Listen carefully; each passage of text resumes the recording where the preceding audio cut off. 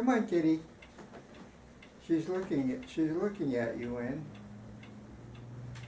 But she's not looking at me. Hello, this is Mario Farina. Today I'll be reading a story to you entitled, I Don't Want to Be Married Anymore. This is the main star in the story. She doesn't want to be married anymore. The story is available in Smashwords, www.smashwords.com. While in Smashwords, you'll see many other stories that you can download and read, and it's all free.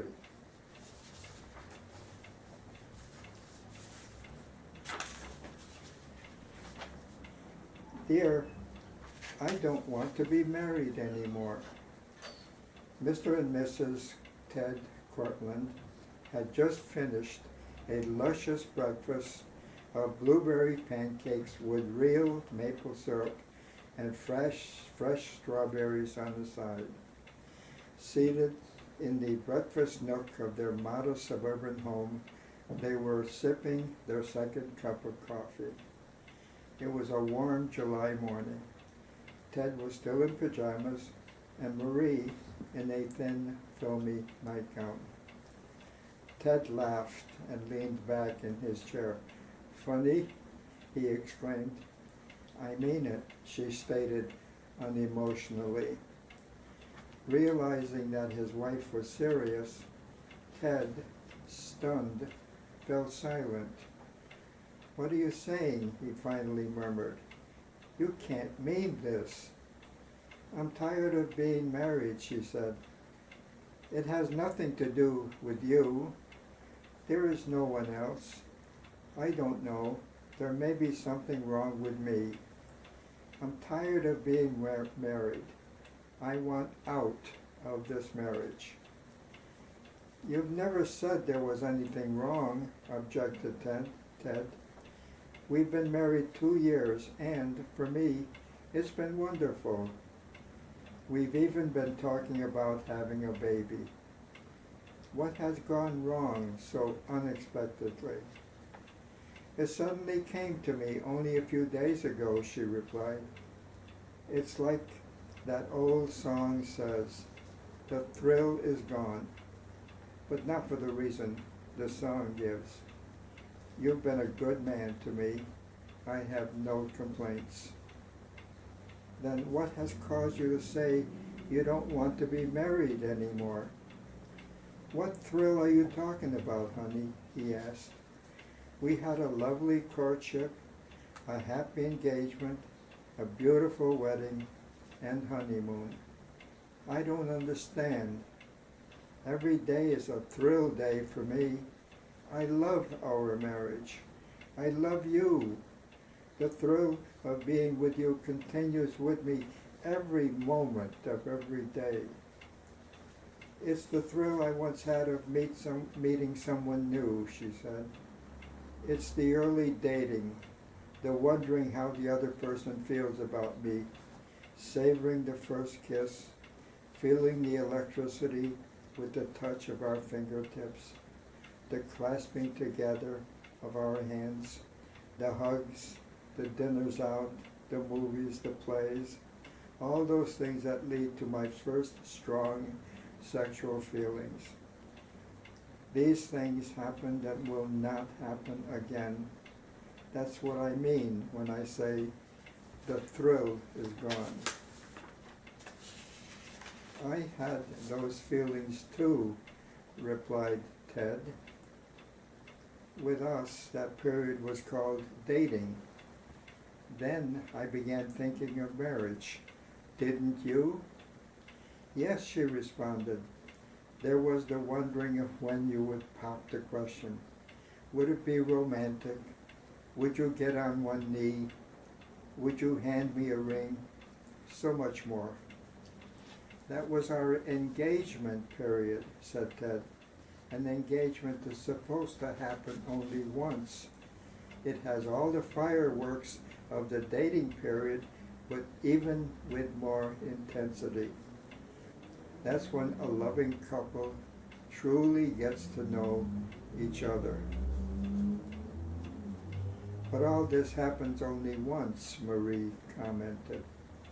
Then the marriage begins with all its problems of a couple getting used to each other, finding a place to live, and all the rest. Eventually, humdrum begins. All that remains of the other exciting experiences become no more than memories.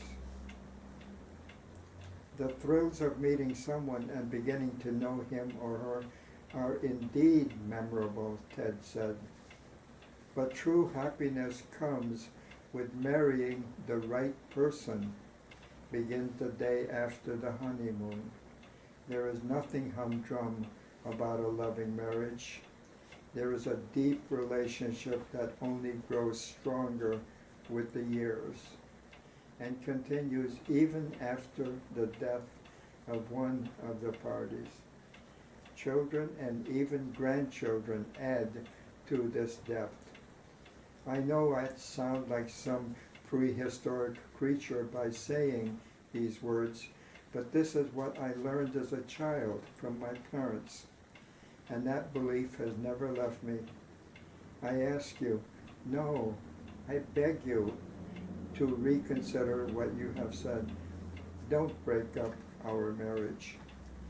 I'm compelled to do so, she responded. Compelled? Why? So that I can renew again and again the experiences that go with meeting someone, of dating and being engaged. And there is no end. I don't want to be married anymore. I simply want to repeat the whole cycle, sort of like watching a great movie again and again, listening to a lovely melody over and over, or, Marie, that's nutty, exploded Ted. It doesn't work that way. In life, there is a time for everything. There's a time for dating and a time for being engaged. After the engagement, there is marriage, and marriage is forever. Life is not like being on a merry-go-round in a carnival. What you're suggesting is not a model for a life well lived. Marie continued as if she had not heard a word. Later today, she said, I'll be seeing a lawyer that Elaine told me about. I will be moving in with her until the divorce is complete. I wish you the best, but the best that you can give me is not good enough. I must find a new road upon which to travel. Some weeks later, Marie Pendleton, having resumed her maiden name, met Philip Marshall. She told him that she was 21, though her real age was 24, and that she was unmarried. Philip said he was 27, a recent divorcee and a college graduate. He was taller than she by several inches, slim, dark-haired, and handsome. I'm wealthy, he had told her. I own a horse ranch in Colorado that brings in more money than I'm able to count. But I'm lonely. I'm looking for someone with whom I can build an exciting and joyful life. With the right person, the gates of heaven will open for us well before the both of us shall depart this earth. Following their meeting, there were the thrills that came from long looks into each other's eyes, phone calls lasting long into the morning hours, exciting breakfasts at diners, elegant dinners at fancy restaurants, and bouquets of roses received every few days. Marie fell in love with Philip, heart, mind, and soul. She began to think that her thoughts about repeating thrilling experiences may have been wrong. She thought about what Ted had said concerning a deep and loving marriage that would last throughout life. Surely this man could provide it for her where Ted had not been able to. With Philip, her life would be replete with everlasting thrills. With him, thrills would never be depleted. The second month's anniversary of their meeting was to be very special. They decided they were to take a 3-day holiday in Manhattan, stay at the best hotel they could find, dine at the finest restaurants, and enjoy at least one Broadway play. Marie felt like a princess. She knew that this was the life that she had been born to live.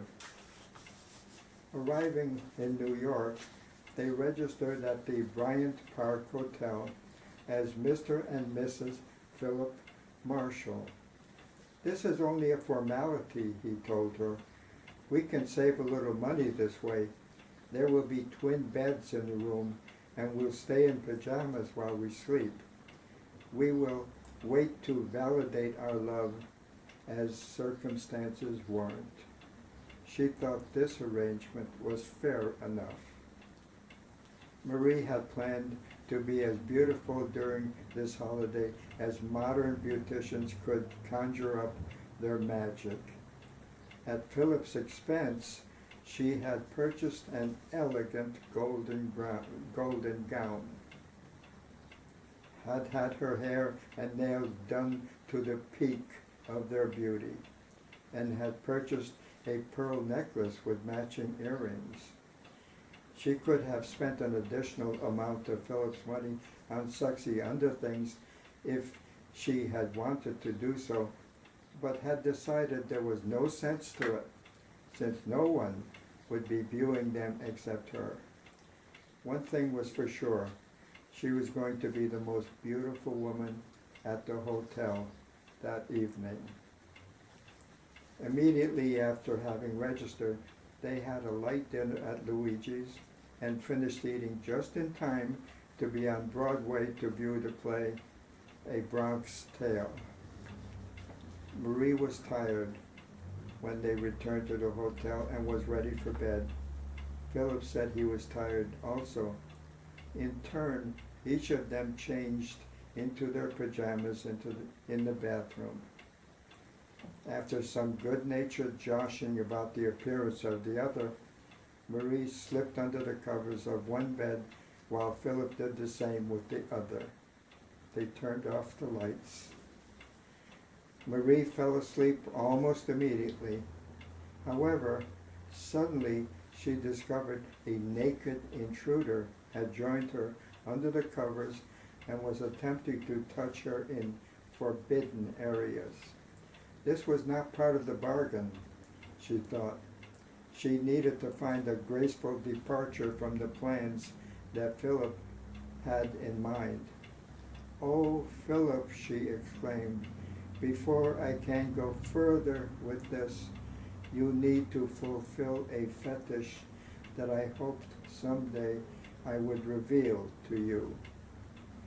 "Anything at all," he said, breathing heavily. "What is it?"